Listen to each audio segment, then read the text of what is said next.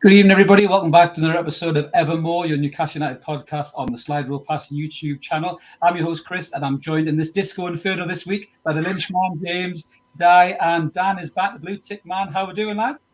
I'm doing good. Very well, mate. How are you? I'm good. Another win, lads. 3 on the spin. What I know, Chris. What are we going to moan about tonight? 3 wins on the spin?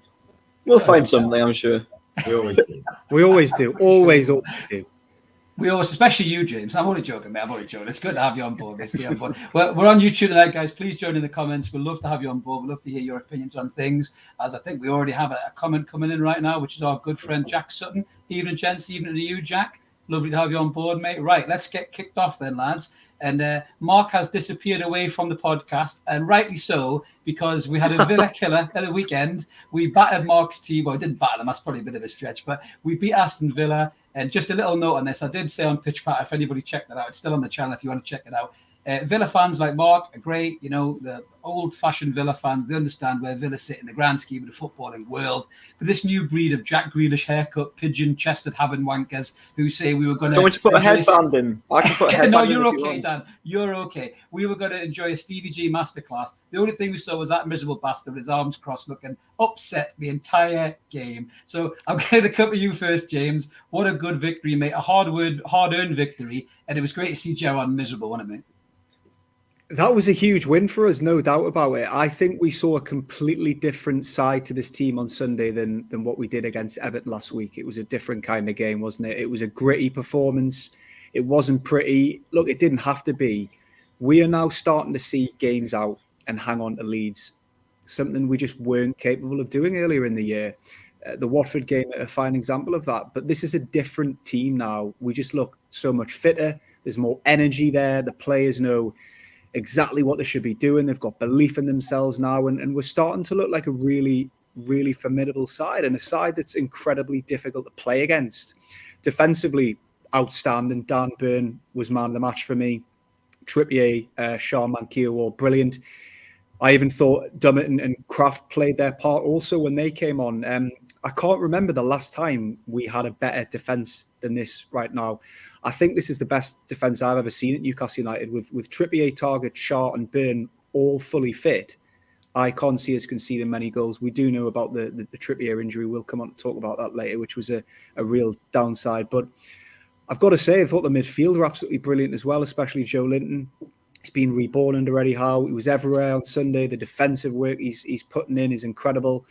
I also want to give a special mention to Ryan Fraser as well, who I think he's gone under the radar a bit since Sunday, but I don't think anyone worked harder than him on Sunday. And right now you'd run through a brick wall for this club. Overall, it was a massive 3 points. In my opinion, it was the biggest win of this season.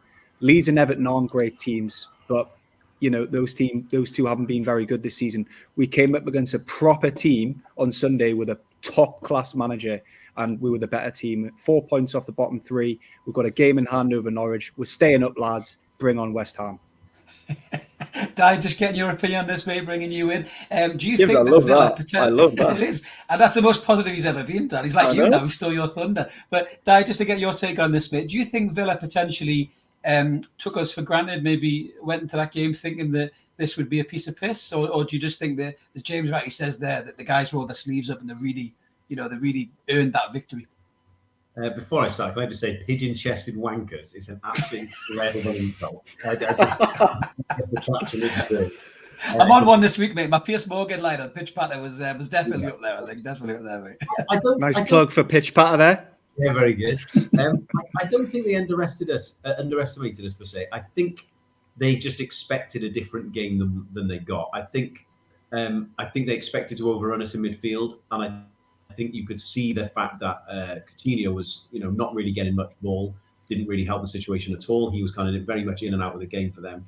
I think I agree with everything that James has said there. It's a fantastic, gritty performance, a game we would have lost not long ago. I think the thing I enjoyed most after the game was Eddie Howe saying that we're trying to play a certain way. We're not quite there yet, but sometimes you have to just dig in and do what you've got to do. So I really enjoyed that he had the self-awareness. If that was, the Baron of Bacon, as you like to call him, then he would be saying, what a fabulous performance. We were this, we were that, we were the other, great football. And I think it's important that Eddie Howe has recognised, yes, we won. Yes, we played well in patches, but there's still a long way to go in terms of performance.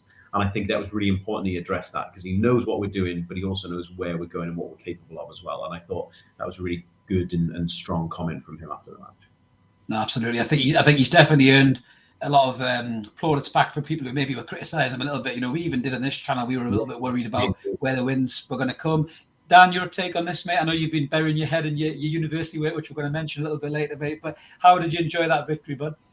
Oh, it was fantastic, Chris. I mean, once again, the atmosphere I want to talk about was just electric. Obviously, Tuesday night, we know a night game is going to be fantastic because they always are. But obviously, what we've experienced in the last 14 years at this club is atmosphere being drained from St James's Park. It hasn't been what it once was, but it really is starting to come back. I think Gary Neville mentioned it on Sky Sports on Sunday. It just feels alive again. Obviously, the city has a buzz about it every time you go and walk up to the match.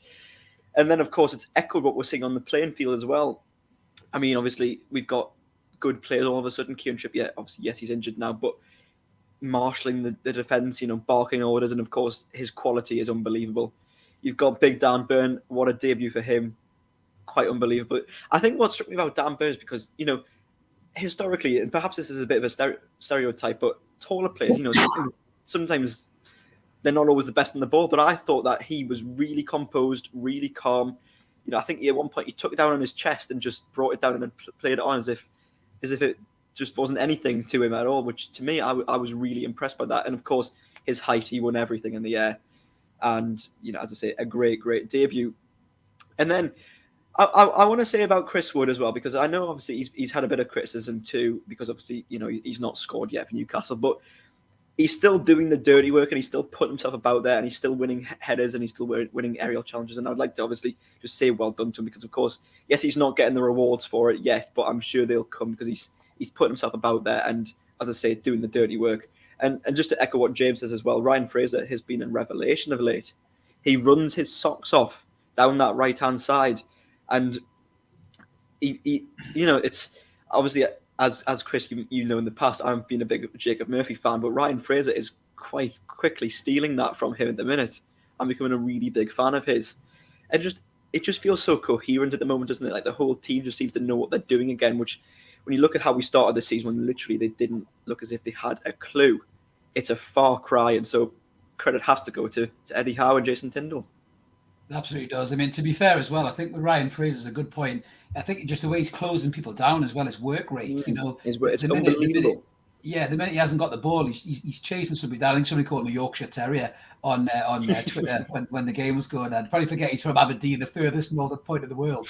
But yeah, I mean, he did look fantastic. Obviously, we're going to come onto the midfield in a little bit. But just a point on Chris Wood, actually, Dan, as well, that I did feel a little bit sorry for Chris Wood. I did the post-match review for the channel. And I did notice a couple of times, there was one point in particular that really stood out for me, where I think it was Ryan Fraser got the ball, he beat a man and he went to the line, and I thought, right, whip it. And Wood went into the box, kind of towards the 6-yard area, the penalty spot.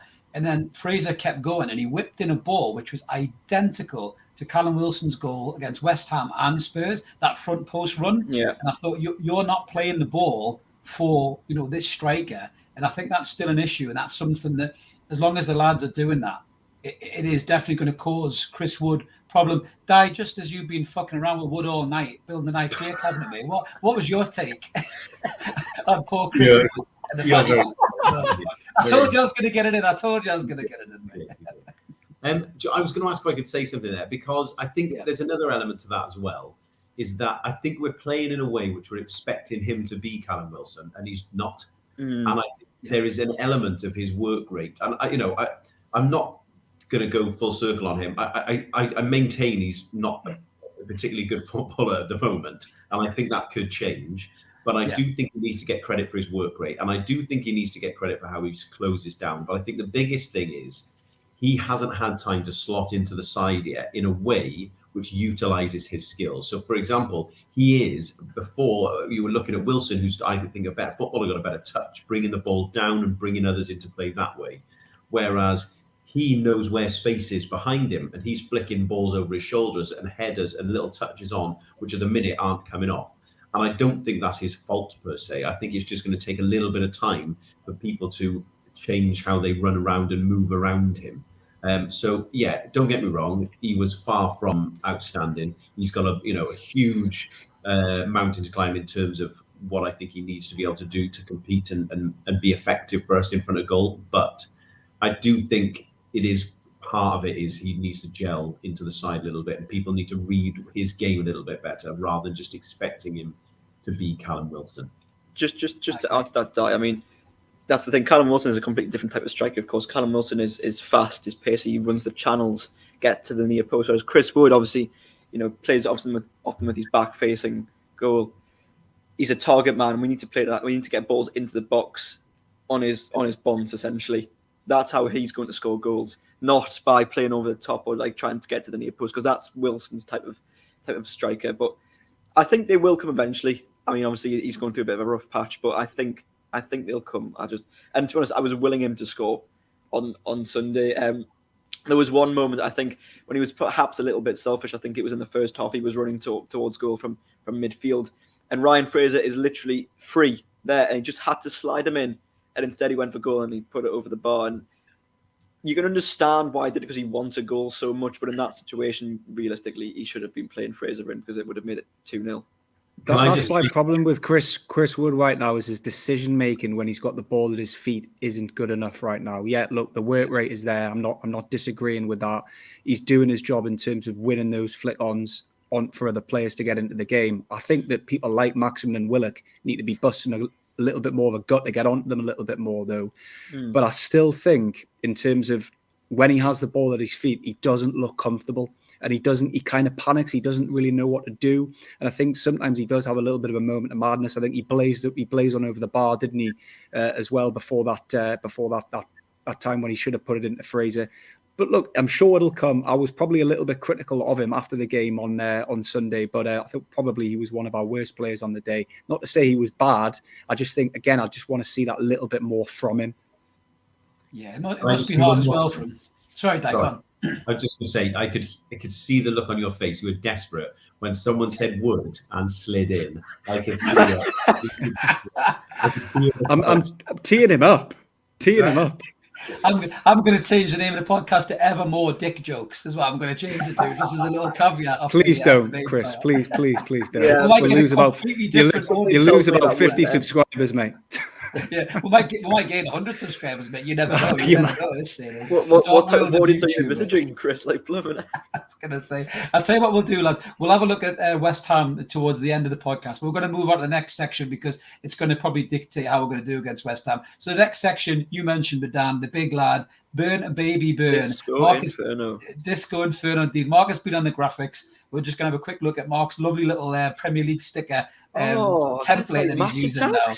More to come. So you can see there, obviously, he played 90 minutes, 37 touches, 75% pass completion. Very good. I think he was a much better footballer than we all thought he was going to be, which we'll come on to. 3 clearances. He won 2 out of his 3 duels and 1 block. And it didn't say on the stat there, but he also ripped the shirt of one ex-mortgage advisor who plays at the back for Aston Villa, which was great to see. So, Dan, you mentioned the big man. I'm going to start off with you, buddy. How impressed were you with Big Born? Oh, very impressed indeed. As I mentioned at the start, just his elegance and composure on the ball. I think at first it surprised me, but then, of course, really impressed me as well. I wasn't expecting it. I mean, to be fair, I've spoken to my Brighton friend Charlie about what he was like, and he's bigged him up to me, but I didn't expect his debut to be that good. I mean, we've signed, Guimaraes Rayesh, and we've signed Kieran Trippier. They're the standout players, or as we discussed before, but yeah, Dan Burns coming in, and he stole the show on Sunday. Completely. Excellent. He was fantastic. Solid at the back. And for all our defensive frailties that we've had this season, suddenly it seems a bit calmer. Now, in fairness, when Trippier went off, I did think we looked a little bit shaky at times. Obviously, when Villa scored their goal, of course, was really offside. Yeah. I thought, we had a bit of a wobble there, but then we regained composure, and of course, we were able to see the match out. But yeah, just his presence at the back as well. Obviously, not only is he from this part of the world, so he knows what it means, and he can, use that vocal ability in the dressing room. Well, exactly, Dan. Yes, he is indeed class. Yes. He yes. told you, Dan, he was class. He Well said, literally Dan. told You me. keep him So, right. yes, from one Dan to another, keep me right. Anyway, yeah, no, he was just phenomenal, and I think he's exactly what we need in this, relegation fight as we press on towards the business end of the season. James, for you, how good was Dan Burn? And also, does Lascelles not get a sniff back in this side, mate? Just to throw that one at you as well. One of the very best debuts I've ever seen from a Newcastle player. He was exceptional. He won every header that came his way. He commanded his box with ease. He looked equally comfortable on the ball as he did off the ball. But what I loved the most about this performance was his leadership qualities. When Trippier went off and we needed someone to step up to the plate, take the game by the scruff of the neck, rally the troops, lead by example, that's exactly what he did. You could see him shouting at the top of his voice for the whole game. He was demanding that extra bit of effort from Cher and then Dummett when he came on. And look, Ollie Watkins was just completely anonymous the entire game. I didn't even realise he was on the pitch until he headed in that disallowed goal. And that was mostly down to Dan Burn, just completely marking him out the game. And I want to make a point, a good point on this. I think there was a lot made of his signing at the time, especially when we missed out on Sven Botman and Diego Carlos. But he's proved that you don't need to go after one of these 50 million, 60 million pound centre halves when you can pick up the right one for a fraction of that sum as long as the recruitment's there. And one of the best things about Dan Burn's signing is that he knows the league inside out. And perhaps Botman and Carlos would have taken a few weeks to bed into the team. He's hit the ground running. He knows he's played against these players before. He knows exactly their strengths and their weaknesses. He knows exactly how to play against them. And right now, he's got to be one of the first names on the team sheet. There is absolutely no chance that Jamal Lascelles will get back into this team. There is a question, well, who's going to be captain now with Trippier out? It's probably going to be Shelvey still. It probably will be Shelvey. Probably still will be Shelvey. But as Dan rightly said, I was delighted for the lad, especially being a big Newcastle fan as well. It just made it even better. He sat in the East Stand as a kid, a man after my own heart. You wouldn't want to sit behind him though, would you? To be fair, not he's me. About 6'9", not 5'7" or 8. Especially you, Dan. I think we've had that joke before, Chris, haven't we? But why not? Why not? It deserves a second showing. He's going to ask Mark to do a stat slide on my jokes now. If it make sure I freshen it up. Dan, just coming to you on the Big Burn, mate. Were you really impressed by the rest of the lads, mate, or did he surprise you a bit, mate, as well? How good he was? A little bit, yeah. I was obviously very impressed with his performance. I do think we have to be a little bit careful here. I think there is another side to this, and I appreciate. I'm often the miserable one here, so I will stick to my role. Whilst James, I was a miserable one. Well, I think this week I feel like you've taken ecstasy or something before this, James. He's happy spice now. Happy spice. Yeah. Exactly. I don't disagree with anything anyone said. I think he's a very good player. I think he's done very well. I think we need to be careful of things along the lines of, never mind, we missed out on Carlos and Botman and stuff like that. Because I do think we need to have an awareness of the fact that he is at the absolute peak of his career. And I think if we're going to go on and, if we're going to try and get into Europe, Champions League, eventually try and win something, do I think Dan Burn will be the heartbeat of that defence in 3 years' time? Let's say maybe not. So I do think we have to be a little bit careful in that sense. But I think in terms of what he provided us, in terms of what he's capable of, in terms of replacing Lascelles, I think there's an absolute no-brainer there. I think the other thing which I enjoyed, and I think we need to utilise more, is those sort of kind of flat balls. When you get free kicks in certain areas in an attacking third, sometimes you can't whip the ball in because of where the free kick is placed. Sometimes you have to kind of float one on top. And because of how tall he is and how good he is in the air, he's a weapon we can use going forward. Even if he doesn't get the goal, the little flick-ons and the little touches to kind of keep the ball alive around him, I thought was great. And the last thing from me is I just loved his aggression. I love, like you say, talking about Mings. I loved that, and he was not having any shit from anyone. There were, people were getting pushed around. He was the first one to be there. When I will say, I thought the stuff that the referee allowed from the corners was absolutely laughable. But anyway, even when all the pushing and shoving and handbags was happening, he was straight in people's faces, standing up for his teammates. And I think that sort of thing, the boys looking out for each other, is again something we haven't seen. I don't think for a long time. It seemed like it was every man for himself. Whereas now we have this unity, and there's 3 and 4 of these players who've come in and done that. And he demonstrated that so well. He just looks like, he's massive, and I'm 3 foot nothing myself. So I'd be terrified of most people, but he looked like a terrifying bastard on Saturday. Like he wasn't going to allow any shit from anyone. Imagine how Ryan Fraser felt, stood next to him in the lineup. Just going to say, who did that? Who stitched Ryan Fraser? That was definitely intentional. Ryan Fraser looked like the mascot, didn't he? He did. He just looked like DeVito, didn't he? Somebody put on Twitter and started doing the twins memes and everything. The poor bastard, he definitely did. But you're right, Dan. You're right, lads. I thought he was phenomenal. We've lacked that kind of aggressive leader at the back, someone who's just not going to take any shit, as you rightly said, Di. And it's great to see him back, to be honest with you, mate. So great to see a guy like that back in the side. But moving on, it wasn't all great news, unfortunately. So obviously, the goal scorer and the main man ever since he came, not just because of what he can do from a set piece, but everything, as we've all touched on before and today. Kieran Trippier scored the goal, great free kick, deflection, in it goes. Nobody else in the pitch is going to score that. Then obviously, as you rightly said, James, he went off and it turns out he's got a broken foot. And what makes matters worse was Manquillo, who's playing left back at the time, who's a natural fit for Trippier's replacement. Is also injured. Thankfully, it's not ligaments, though, from what I hear. It's only, I think it's just a bad ankle sprain, so he's out for a couple of weeks. So just before we get into what that means for the defence, James, how big of a blow is that losing Trippier, mate? It's a huge blow for us, Chris. He is so important to this team, arguably the most important player in the squad right now. We struggled a bit in the second half when he came off, got to be said, as Dan said before.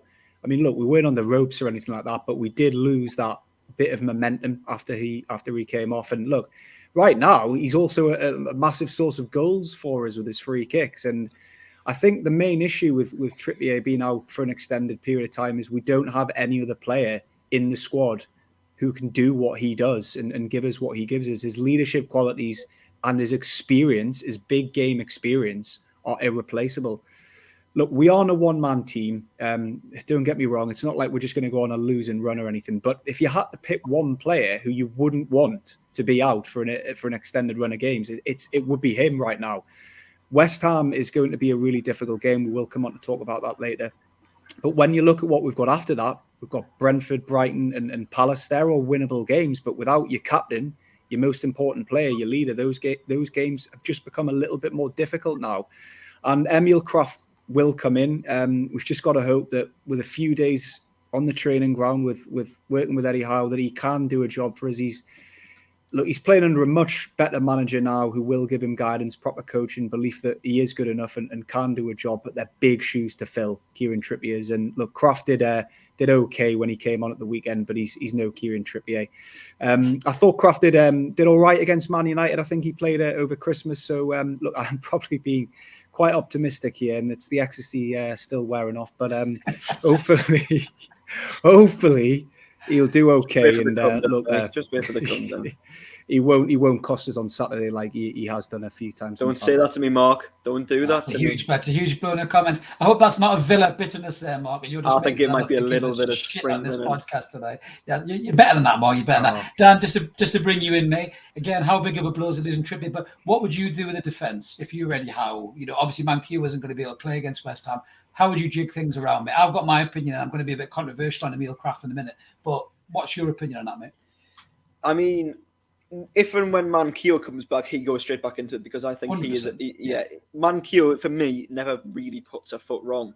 Even at left back, he was doing a pretty good job on Sunday. And so as soon as he is fit, he comes straight back in and we revert back to type. And it's just a like-for-like replacement. I honestly think not much will change from Eddie Howe's point of view. I think it will just simply be Emil Kraft goes in there at right back. The rest of it will probably stay the same, to be honest. Dummett, of course, now is supposedly fit again. Will probably start at left back. Target will play, won't he? Or Target, well, Target will be back. Yeah. Target will be back. Or Taggart, as I called him last week, the Scottish defender. Yeah, it will be one of them too. And then, of course, you got your centre halves. You'd imagine Fabian Schär would stay in because, of course, his run of form at the moment he's in a good stretch. And if Lascelles, I mean, obviously he was ill at the weekend, and you'd imagine with that performance, Dan Burn would still be in there, wouldn't he? I can imagine it being a back four of Kraft, Schär, Big Dan Burn, and probably Matt Target. You'd imagine, Because of course, Target Dummett will definitely start. Yeah, because obviously Dummett only came on at the weekend as a replacement for Manquillo, and obviously he's only just come back as well. So you don't want to be risking him too much, knowing how injury prone he is. But looking at Kieran Trippier, it's an absolutely huge blow. Obviously, not only the match winner from the 2 previous games, but as James rightly says, he's a leader, and just his class you can tell he's a class above. His touch, he just knows when to step back and let the ball bounce and let him control it. And he knows when to go in for the header. He leaves no prisoners. He takes no prisoners at all. He literally he will slide in and take someone out, which I quite like. And you can see why he's been the mainstay in Gareth Southgate's England side for so long now. Just because, as I say, his awareness as well. He reads the game so well too. And it is a really poor injury. Of course, it's not just like a small fix. It is a broken foot. He will be out for at least 6 weeks, and we will miss him greatly. But obviously, we have got players to come in. Once Manquillo is back, I will feel a little bit more comfortable. Yeah, obviously, he's still not quite the same as Kieran Trippier, but we have to look to other players to win us games as well. I know Trippier has won us the last 2, but we've bought Bruno Guimaraes. I know he's not really had much of game time yet, but surely he will come in at some point and stake his claim in the middle of the squad. But even then, you've got Willock, Shelvey, and Joe Linton, who at the minute are all doing really well together. And do you want to break that up? I'm not so sure. We'll come on to that in a bit, mate. But just on the comment there as well, Di, bring you in on this as well, get your opinion. So Adrian's got a good comment there, I think, that he would pop Fraser at right back, Bruno right of the 3 in midfield, and Willock right of the front 3. What's your take on that, Di? Do you think, as James said there, without Trippier whipping them balls in, would Bruno be able to do that? Would he be able to provide that threat from set piece potentially with his quality? I don't know. I think we've got to be wary or aware, of our manager, and I think that what Adrian said might be right. If this was Steve Bruce, we'd play musical chairs, he'd pick 11 names out of a hat, throw them at the board, and say, "Go and knock yourselves out, lads." And I don't think that Eddie Howe is that way. I think if you end up playing that, you've got 3, maybe 4 people ended up playing out of position, and I just don't think Eddie Howe's that way.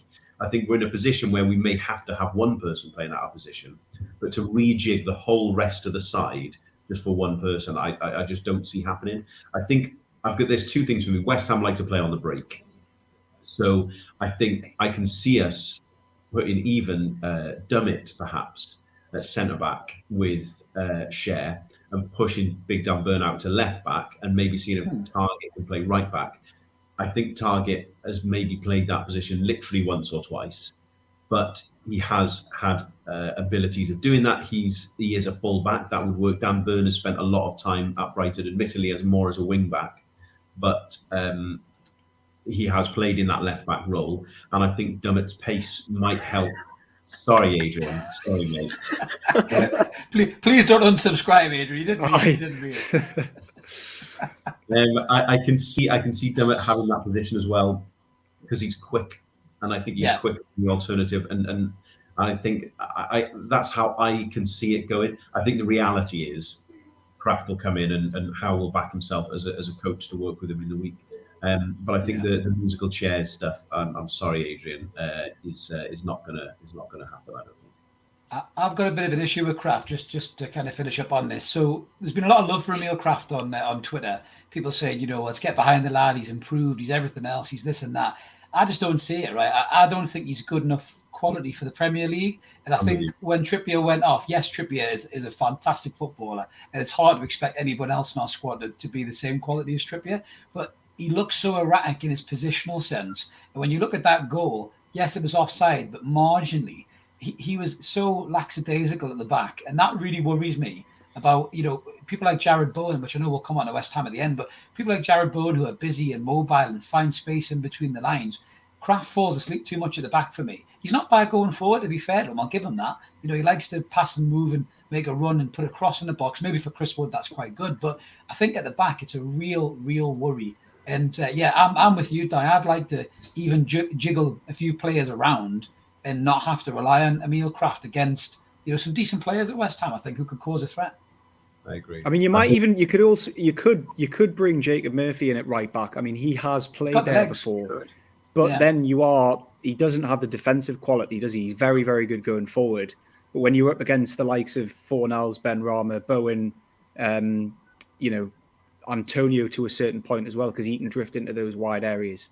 Can Jacob Murphy do a job defensively? I don't know. I do think Kraft will play because he was brought on off the bench on Sunday. So naturally, you would imagine that he would start this game. But it's an interesting debate to have.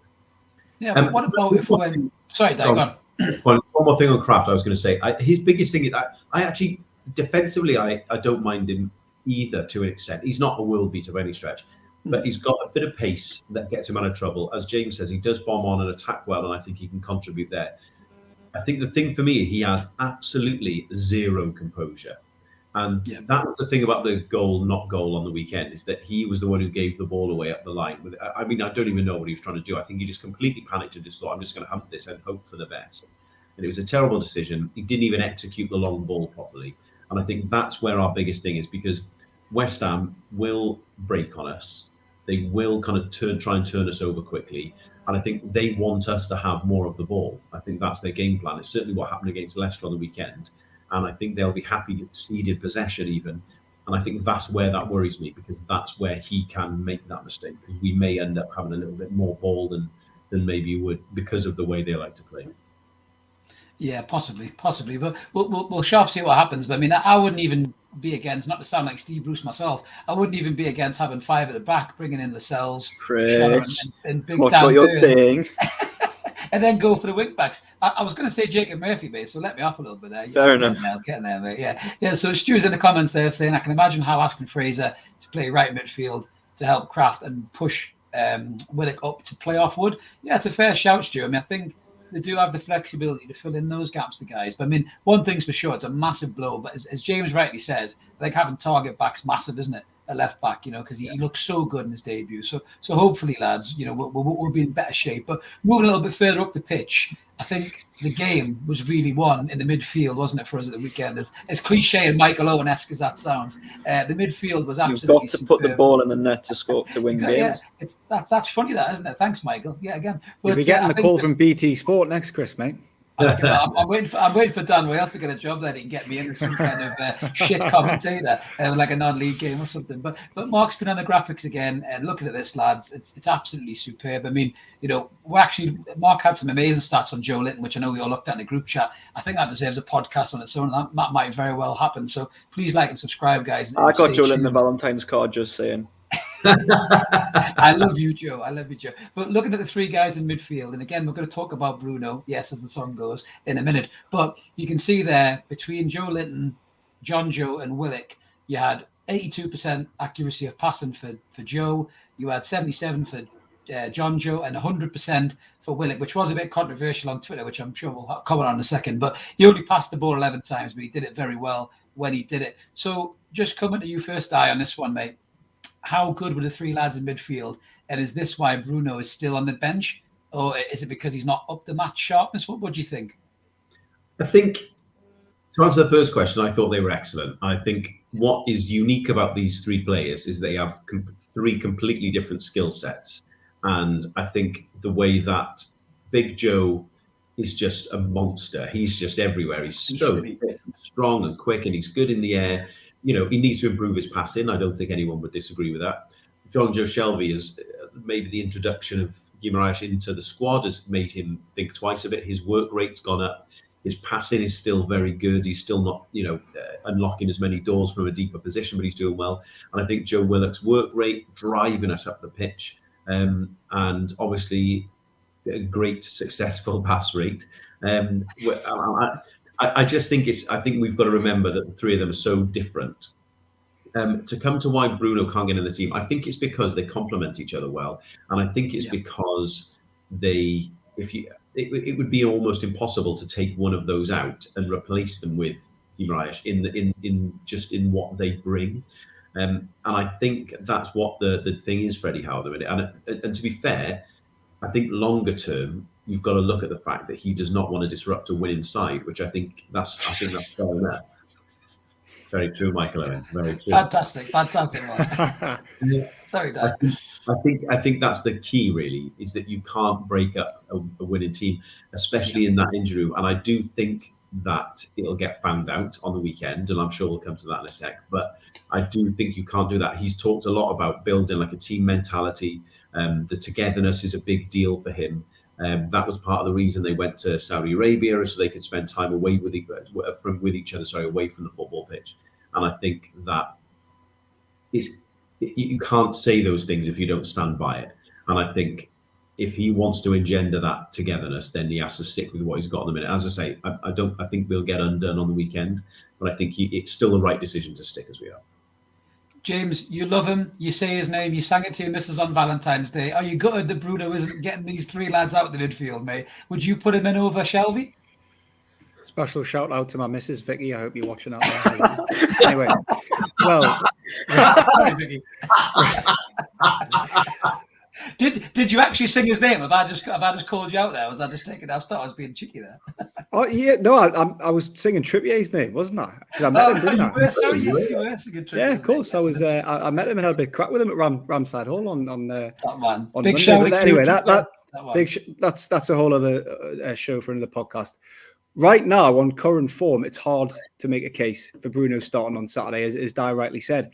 I think all three players have played their part in this run of three wins. Joe Linton, special mention to him. Personally, I think he's been the best of the three. He's been outstanding, pick of the bunch. Shelvey looks fitter than he's ever been before, showing the kind of form that nearly got him an England call-up a few seasons ago under Rafa. And, Willock is starting to show improvement also. I still think there has been a big overreaction to Willock's last two performances. I just think people are so desperate for him to do well, and I don't blame them for that. I'm the same. I'm a big fan of the guys. I thought he was outstanding last season when he scored all those goals at the end of the season. But you've got to say, Willock, he's been that bad for large parts of the season that people are just going a little bit overboard with the praise of him now. And you mentioned before there, Chris, about that stat doing the rounds. He's had 100% pass completion rate on Sunday. And while I don't doubt that is true, he only made 11 passes all game for a central midfielder. That's not really good enough. That's one pass every kind of 8 or 9 minutes. And just to put that into context, as you say, on the stats Mark's put up, Joe Linton attempted 23 passes and Shelvey attempted 22. And those two players are arguably tasked with a more defensive role in the team compared to Joe Willock. Joe Linton certainly is anyway. Look, Willock was involved in the goal. I've got to applaud him for that. He won the free kick. But I just want to see him do more of that. This is a guy, up until Sunday, he hasn't been involved in any of our goals this season. And from a goal-scoring midfielder, which is what we signed him as, that isn't good enough. Yes, the work rate is there. He covers a lot of ground. He brings us further up the pitch, as Di rightly says, and he does do the defensive work. But I just think in a team that doesn't score many goals, especially now without Trippier, he has to step up to the plate and impose himself on the game a little bit more, certainly in an attacking sense. And I just want to see him take a little bit more of a risk, because right now, if Maximin has a poor game, where are these goals going to come from? Wood certainly isn't going to score them. Look, we all know Willock is capable of doing it. And as I said before, he did go on that 7-game scoring streak last season. It has been an unpopular opinion from me. I mean, I have been getting a little bit of stick from it, but I'm staying firm and I'm staying true to my word. I just think he's got to show a little bit more for me, and he needs to get up and support Wood a little bit more. Dan, do you agree with that, mate? That's my done. That's sure. Yeah. Do you agree with James, mate, or do you think he's been a bit harsh? I mean, to an extent, yes, because of course, if we look at how Joe Willock ended last season, of course, that is the player we want him to be. I remember when he signed, I did say on a couple of podcasts that yes, he was never going to replicate that form completely again, because that was, it was unbelievable and pretty much single-handedly got us out of a relegation battle. But James is right in saying that he needs to be better. He needs to be getting involved in the goal scoring or the goal making a lot more than he has been, because as James says, he hasn't really been involved in it at all this season so far. Although, in fairness, the one thing I would say, he has been a lot better in these past couple of games. They have been his best two performances of the season by some distance. Because before that, he just didn't look interested. He wasn't running as much. He just looked lethargic. slow. He looked unfit, didn't he, though, Dan? He did look unfit. He looked like he was off the Yeah. pace. Yeah, maybe he's just got a bit sharper. Yeah. As much as he hasn't scored in these last 2 games, as I say, he just does look better, and it's encouraging because hopefully that means that one day soon he will get back to the player that we saw at the end of last season. Obviously, I'm not expecting him to go on a 7-game scoring run like he did then, but if he chips in every now and then with the odd goal, the odd assist, that's what we'd like from him, especially for the money that we paid for him as well. So yeah, I mean, credit to him. But why not? Look, if he could do it under Bruce, why can't he do it under Howe? Well, I mean, Eddie Howe was 10 times the manager Steve Bruce is, and I mean, you're saying that he can't replicate that goal scoring. I believe he can. He's keeping Almiron out the side as well, which is some feat as well. To be fair to him, I think my cat could keep Almiron out the side at the minute, mate. I'm sure if it played against West Ham, it might get kicked. You had to, didn't you? I can see that coming a mile off. Di, you're itching to say something here, aren't you, about Joe Willock, mate? I know you've put it in the comments there, mate. What have you got to say? Are you going to launch a defence for Joe? I am, mate. I am. I think there's 3 things, really. I think the first one is he's 22 years old. He's not had a full season of professional football where he's playing week in, week out. And that's not an easy thing to do, especially in the physical role that he's part of, because he does put his body about.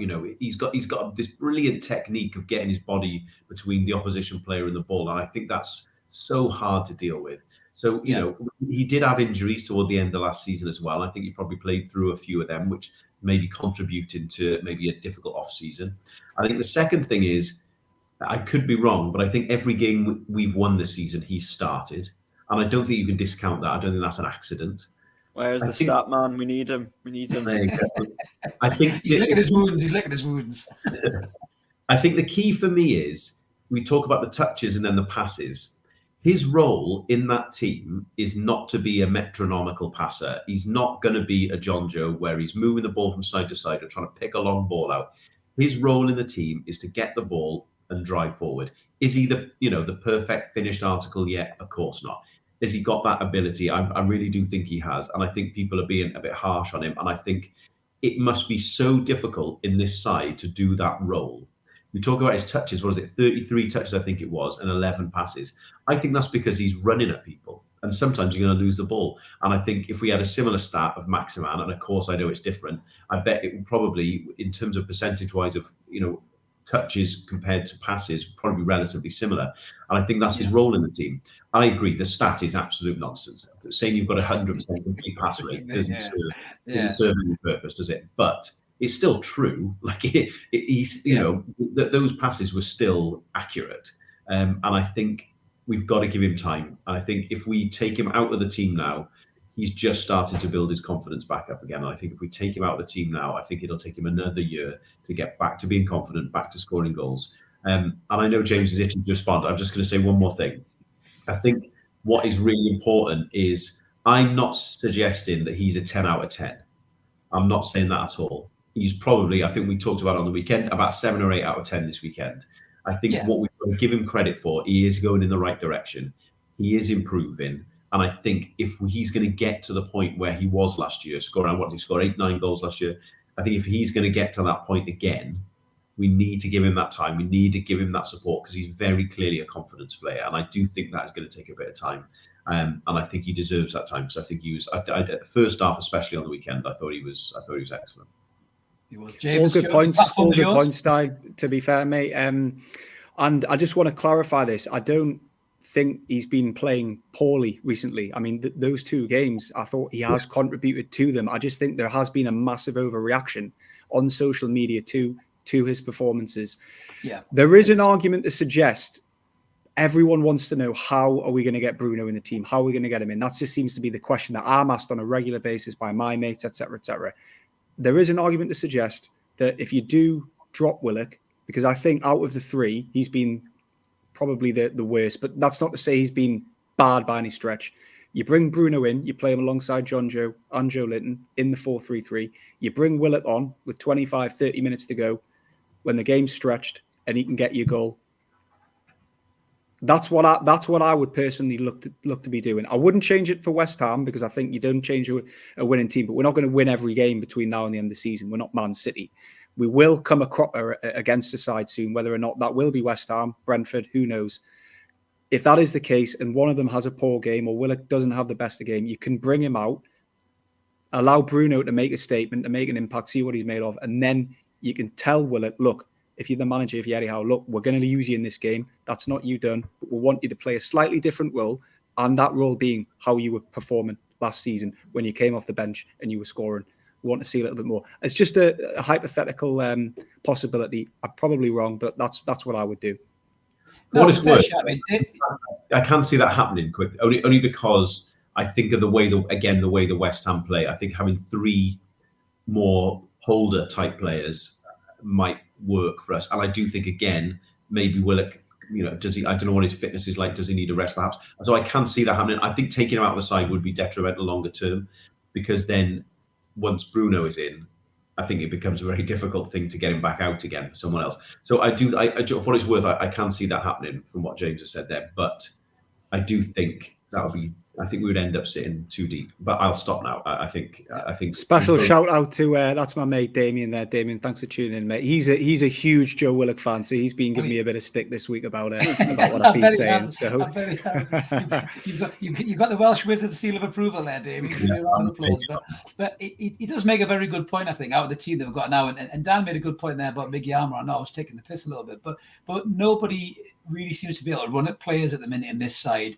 Shelby's great on the ball in terms of he takes it, he finds the ball and everything else. Joe Linton's obviously, up and down, like a fireman on a pole. But when it comes to physically running at players and committing them, there is saint-maximin, and at the minute there is only Joe Willock, So I think it's a really good point by Damien. I think Dan makes a really good point. Once Bruno comes in, and those 3 lads, it hasn't escaped me, they'll be playing out of their skin, because they're seeing this lad in training and he's probably brilliant, and they're thinking, shit, we need to really play well here, because if we just slip it off and down tools for even half a game and he comes in, we're out. We're not getting back in this side the way this lad plays. What do you think about that, Dan? Would you agree with that, mate? Do you think that's why maybe we're getting the best out of these lads? No, massively so. When you have signed a player of Bruno Guimaraes' standards, he's sat on, and you're keeping him on the bench at the moment as well. It shows that these 3 in midfield are, they're playing for their lives essentially. And to be fair, they've come up to the challenge as well, because they're playing really well together. And I think, I can't remember who it was now, but they all, I think was it Di who said they're all different skill sets, or was that you, Chris? They complement each other. No, Di said that. They bounce off each other. Yeah. And as I said, Shelby, great passer of the ball, great touch, great sort of on the ball, can sort of spray anywhere around the pitch. Joe Linton is that beast essentially. Box to box, isn't he? Midfielder, strong, physical, wins the ball in the air, etc. And Joe Willock just gets it down and runs essentially. And as Di quite rightly says, they're all very different and they do complement each other. I mean, and then you've got Bruno, who, to be honest, is probably even different to all of them again. Yeah. As well. So he could come in, and I'd be interested to see if he did come in, who he would be replacing. Yeah. Because would you want him alongside Joe Linton, of course, for that sort of Brazilian connection, or would you take out Shelby, but then you lose the passing perhaps, but then take out Willock, then use the running? So that is a question, to be fair. Who of those 3 do you think is most likely to come out for Bruno? I think at the minute the least likely is Joe Linton, and as Stu rightly says there, he's not seen anybody out muscle John McGinn. I mean, Mark did some unbelievable stats you mentioned. John McGinn and Nick Cook. But he mentioned the stats that Mark had done before in the grid, and it was so good, lads, wasn't it? That I thought, we can't use this tonight. It needs a podcast on its own, because some of the stats of Joe Linton against some of the top defensive midfielders in the league, guys who have been quoted 100+ million. Joe Linton was wiping his arse with them all. So, he's been phenomenal in that role, and you can't take him out of the side. Shelby's the one for me, lads. I must admit, I don't know about you. I'm keeping away. I'm waiting for the bubble to burst. You nodded there. I'm waiting for the bubble to burst and for John Joe Shelby just to go, I can't be arsed now, and then just go back to the John Joe Shelby that winds us all up. Mate, do you think that might happen, or do you think he's going to stay at the top of this game to keep Bruno out? I think if we're going to keep improving, ultimately, this side is not going to keep getting better and better. The better players need to come in and the weaker players need to go. And as good as John Joe's been of late, I do think that bubble's going to burst, like you say. He's going to have a bad game. He's going to get pissed off. I can see him doing something stupid. That is still in it. That's still in him. He still has that part of his game. So for me, if we're going to, the most natural swap for me would be that kind of the more deeper holding player who can pass the ball, and that is Shelby. You don't want to lose Joelinton's physicality and his box-to-box aggression. I don't think you want to lose Willock driving us forward. So for me, it would be Shelby. I can see Shelby staying in this weekend. I think missing Trippier, maybe Lascelles, he's probably going to be the captain, so I don't see him coming out there. But I think longer term, I think he, in my view, is the one who's most likely to miss out. West Ham's his game as well, isn't it? He loves to play against West Ham, doesn't he? So yeah, do you remember his debut against West Ham? Oh, mate, that ball to Jan was just incredible. Yeah. I remember that. So that's a good segue, lads, to wrap up the show. As if we planned it, Chris. As if we planned it, mate, exactly. So just to look at West Ham, I'll start with you, Lynchman. So West Ham, the cat kickers, we all hate them. They're all bastards. And we're going to beat them, mate, or what? Chris! I love cats, man. I've got cats. I love cats. Do you know, I love Dai's reaction to your one-liners, mate. They're brilliant. He really loves them, doesn't he? Fantastic. I really do. I love them too, mate. I love them too. You do, mate. Anyway, you've got a better poker face. Got a better poker face. Look, this is a real test. This game will prove how good we really are. We've been talking up the midfield a lot tonight, and rightly so. But we are up against one of the best midfield partnerships in the league in Declan Rice and Thomas Souček. Jared Bowen is in the form of his life right now. He seems to be getting a goal every game at the moment, doesn't he? Antonio is always really difficult to play against. And look, overall as a team, they don't have many weaknesses. I think you'd have to say with Trippier and Wilson available for this, we would have won, but that isn't the case. I still think we're in with a chance. Look, we're the informed team at the moment. They have been slightly inconsistent as of late. I mean, Leeds went down their ground a few weeks back and played them off the park and won 3-2. So why can't we do that? We're a better team than Leeds. They also, I think they lost to Man United, I think, not so long ago. And we're lucky to get a point against Leicester on Sunday, arguably. So it's a tough one to call this. I think if Maximin can have the game of his life and we defend well, especially with Matty Target come back in, we'll win this game. So I'm going to go out on a limb. I'm going to say we're going to win 3-2. Ooh, that's a hell of a fixture. Joe Willock with a winner. Yeah. And first on match of the day. And Willock with a hat-trick. And then he'll come on next week and go, I told off you the bench. I never doubted him for once. A good job. Dan, what about you, mate? How do you feel about going to the game against the Hammers, mate? Are you cautious? Or it's certainly the toughest test we've had of obviously the last three that we've won. Going into this fourth, it is tough. West Ham, they're still sat fourth in the league. Cheers for that one, Dan. Blimey. Good shout, Dan. Yeah, that's interesting. Do us a favour, Dan. Get a cuddly cat and just throw it at him or something, mate. That'd be absolutely superb if you do that. So, didn't Zuma put on? He did. Pull out? Yeah, he did. Yeah. He did. Yeah, Yeah, he was ill in the warm up or something, wasn't he? Yeah, he got an injury in the warm up. I think the technical term was he was a shit house. Really, was the technical term. I think that's why he pulled out of it. So yeah, we've got a 2-1 prediction there. Sorry, Dan. Go back. Anyway, no, I mean from one Dan to the other. From one Dan, exactly. Us Dan's like we have a hotline together. I'll do. Hotline bling. Yeah. So I do think it's going to be a very tough test. They are still sat fourth in the league, West Ham, and for good reason. They're a very good side. David Moyes has transformed that squad essentially and deserves a lot of credit for it as well. As we've mentioned already, Jared Bowen is playing out of his skin at the moment, probably deserving of an England call-up come the next international break. But obviously, as James says as well, we are in a great vein of form at the moment. We are in the top 5 or 4 of the form table in the Premier League at the moment. So we've got to go into this with some confidence. Yes, we're missing Kieran Trippier, who, of course, as I mentioned before, has been the match winner of their last 2 games. But we've got other players who can cause them problems. Saint-Maximin, if he's on his game, as James says, will cause them problems and has caused West Ham problems in the past as well. Joe Willock, as James mentioned, if he gets a hat-trick, I will be calling you, James. James, you're hosting next week. I'll be in hiding for weeks, lads. Seriously, you won't see me for a month. All the banners. You won't see me for a month. I was wrong. Joe Willock is class. That'll be all the banners. Just cover the banner. Yeah. Yeah, and of course, whether we see Guimaraes a bit more in the game as well, because of course he's only had sort of cameos in the last 2 little flashes. Yeah, but we have the players to hurt them. I mean, initially I was going to say a draw. To be honest, I was going to say sort of along the same lines as Mark is saying there. Bit of a desert. Wood own goal there, Mark. Wood own goal there, Mark. But I can see us getting a result of some sort because, as I say, we're in form. We've got players who can hurt them. Yes, they've got players who can hurt us, but our defence is a lot better than it was 2 or 3 weeks ago, with the introduction of Matt Target, the introduction of Dan Burn. And if Dan Burn can keep the likes of Ollie Watkins at bay, and Coutinho was kept at bay against us as well at the weekend. So the weekend. Surely that's enough also to keep the likes of some of West Ham's players at bay as well, in my opinion. Yeah. Different competition against Antonio. He's a big, strong boy. He is, but Dan Burn's a big boy as well, and he's even bigger than Antonio. And I think he should. That's very true. I'd love nothing more than to see Mikel Antonio bullied by Dan Burn. That would make me very, very happy. But yeah, I think my head says a draw, a sort of 2-2 as Mark says, but I might go just as James says, a 3-2 win, which to be fair, we've won 3-2 at the London Stadium 2 times in the last, 3 or 4 years? Yeah. Yeah. Not a bad shout there, mate. And Stu's got a good point in the comments there. Get ASM against Craig Dawson. He's definitely a weak link.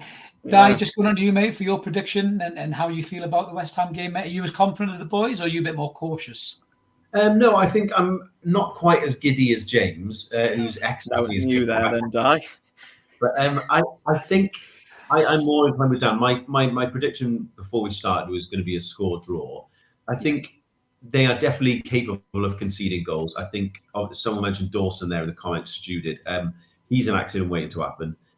Cresswell, I also don't think is a particularly good fullback. I think he can be got at. I think the other thing that's worth noting about them is that they are in decent form themselves. They are 4th in the league. But if you want to have a look back at their fixtures, they've played Burnley, Watford, Leeds, Norwich. They're picking up wins, but they're picking them up against the teams they should beat. When they've come up against the teams they should, you're challenging for 4th place. They lost to Southampton, they lost to Arsenal, they lost to Spurs. So I think it's worth bearing in mind that, yes, they're in good form. They're not in mind-blowing form. They're just beating the teams that they should beat. So I think they are definitely there to be got at. I think the ultimate problem is going to be that I am going. I am going to my first Newcastle match live in a long time because of COVID. You've seen us win in how long, Di?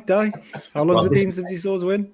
This is my thing. Because of where I used to live and where I live now and COVID, the last time I saw Newcastle win in the flesh was New Year's Day 2018 against Stoke. We won with Perez. It was a Perez goal, yes. Jacob Murphy cross, I think it was it not?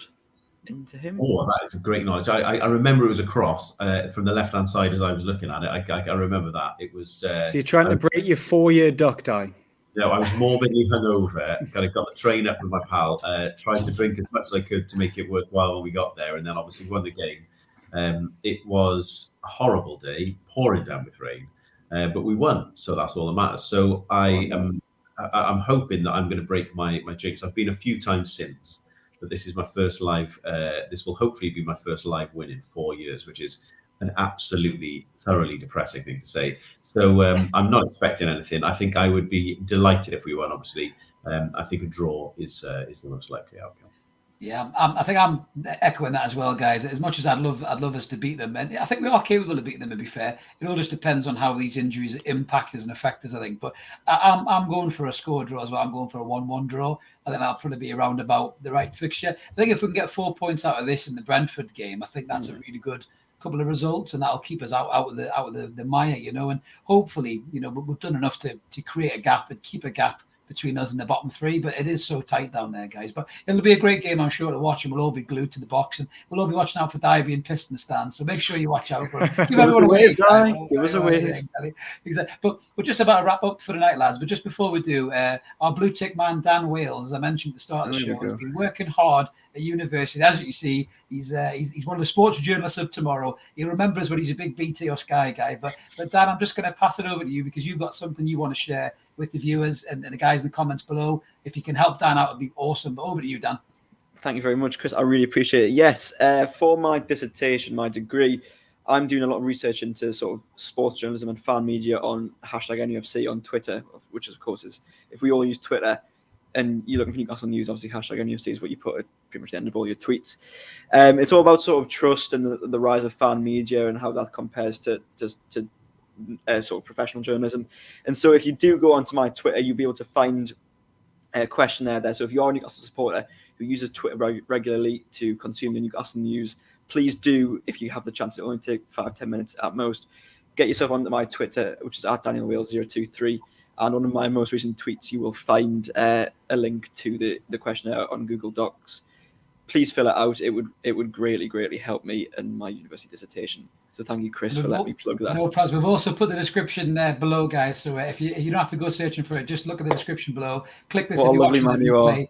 Exactly. Yeah. Well, don't look at me. It's the man in the chair. It's Mark, the main man. I'm just the gold piece, mate. So he does as he's literally just told me in the comments as well. So, thank you, Mark.